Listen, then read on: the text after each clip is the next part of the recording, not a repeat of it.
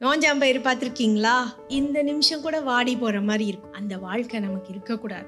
பின்மாரியான ஆவியானவர் நமக்குள்ள இருக்கணும். அத்தி மரத்தை பார்த்து கனி இருக்குதான்னு பார்த்தார், அங்க கனி இல்லை. இப்ப நான் கேட்கிறேன் உங்கள்கிட்ட, அது கனியின் காலம் இல்லை. அப்ப ஏன் ஏசப்பா சபிச்சார் அந்த அத்தி மரத்தை? அதுல ஒரு மறைவான காரியம் இருக்கு. என்ன? அத்தி மரம் கனி கொடுக்கும் பொழுதுதான் இலைகள் நிறைய இருக்கும். அப்ப அது என்ன பண்ணுது? இலைகள் நிறைய இருக்கும் பொழுது என்கிட்ட கனி இருக்குன்ற மாதிரி ஷோ காட்டிட்டு தானே இருக்குது. ஆனா அங்க கனி இல்லை. உடனேதான் அதை சபிக்கிறாரு. அது பட்டு போயிடுச்சு.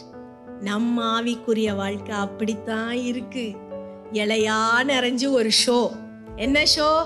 நான் நல்லா இருக்கிறேன், நான் நல்லா இருக்கிறேன், நான் ஆண்டவருக்குள்ள இருக்கிறேன். ஆண்டவர் அதை பார்க்கவே மாட்டார். உன்கிட்ட கனியை தேடுவாரு. பயிர் முதிர்ந்துருச்சு, பயிரினுடைய பலன் எங்க?